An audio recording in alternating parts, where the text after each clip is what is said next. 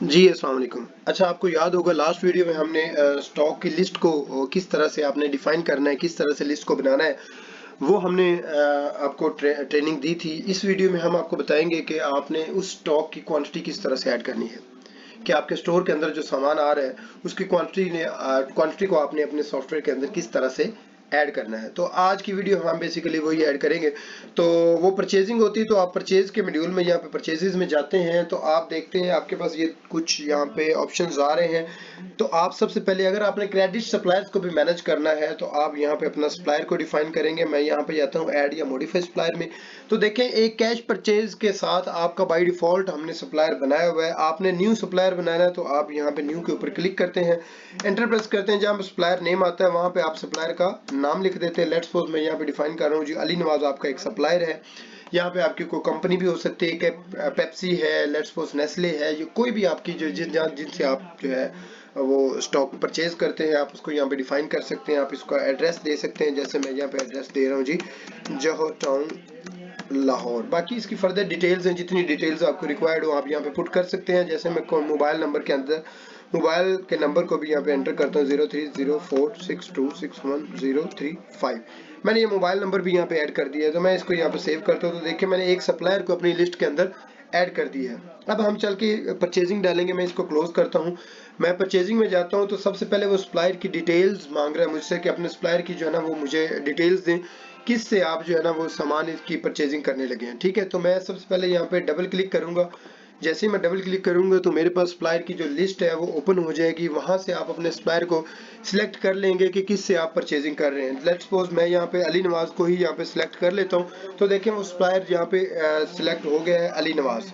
मैं अगला enter press करूंगा तो देखें वो पार्ट नंबर के ऊपर कर्सर आ गया है कि आप जिस आइटम की परचेजिंग करने लगे हैं उसका पार्ट नंबर यहाँ पे दें।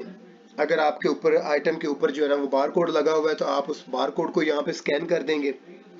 अगर आइटम्स के ऊपर बार कोड नहीं लगा हुआ तो फिर आपने जो आइटम को डिफाइन करते हुए कोड दिया था वो कोड आप दे सकते हैं। लेकिन यहाँ पे इशू ये आता है कि समटाइम्स आपकी आइटम्स बहुत ज़्यादा होंगी जिनको सबके कोड याद रखना बहुत मुश्किल हो जाएगा। तो उसके लिए सोल्यूशन ये है कि हमने जो शॉर्ट की आपको दी है स्टॉक को सर्च करने की, वो है F10। ये नीचे आप देखेंगे तो F10 का हमने यहाँ पे बटन बनाया हुआ कि आप उससे सर्च कर सकते हैं। मैं यहाँ पे F10 जैसे ही प्रेस करूंगा तो मेरे पास जो स्टॉक की लिस्ट है वो ओपन हो जाएगी।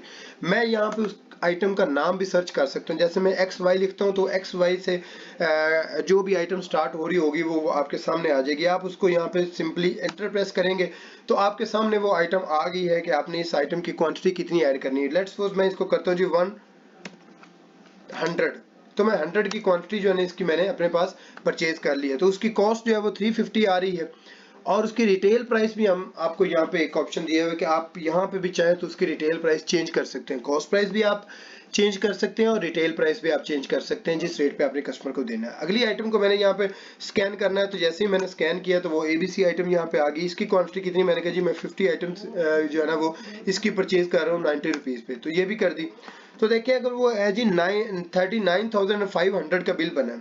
अगर मैं इसको डायरेक्ट सेव कर देता हूँ तो ये 39,500 आउटस्टैंडिंग चला जाएगा अली नवाज जो हमारा सप्लायर है उसके लेजर में, कि हमने अली नवाज से इतने का माल जो है ना वो उधार पे खरीदा है।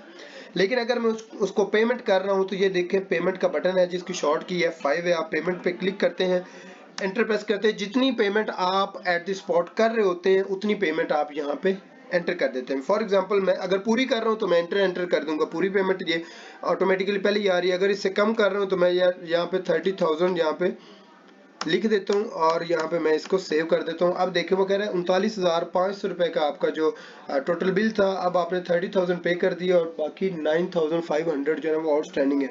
अब मैं इसको सेव कर दूंगा तो इस तरीके से ये मेरी परचेजिंग डल जाएगी, मतलब मेरे स्टॉक के अंदर क्वांटिटी आ जाएगी।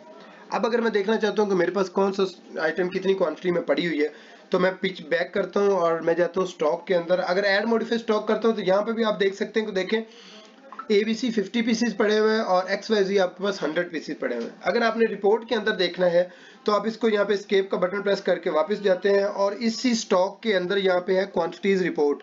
आप इसके ऊपर क्लिक करते हैं और इसको आप स्क्रीन करते हैं तो आपके सामने इस तरह से एक रिपोर्ट आ जाएगी जिसमें आपको दिखा रहा होगा कि फला आइटम है उसकी इतनी क्वांटिटी आपके पास पड़ी हुई है।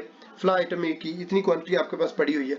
इसी तरीके से आपको अगर मैं दिखाऊं कि आपने सप्लायर्स देखने हैं कि किस किस सप्लायर से मैंने कब कब कितना कितना सामान परचेज किया, अब उसको कितनी कितनी आपने पेमेंट जो है ना वो आउटस्टैंडिंग में है, तो आप सिंपली परचेजेस में जाएंगे, ऐड मॉडिफाई सप्लायर्स में जाएंगे जहां पे वो सप्लायर्स की लिस्ट बनती है, तो देखें वो अली नवाज को उसने हाईलाइट किया हुआ है कि आपने उसके 9500 रुपीज़ जो है ना वो अभी आउटस्टैंडिंग है जो आपने पे करने हैं। हिस्ट्री देखना चाहें तो आप इसकी हिस्ट्री भी देख सकते हैं, फिर आपको डेट वाइज बता देगा किस डेट को इतने की आपने जो है ना वो पेमेंट की थी।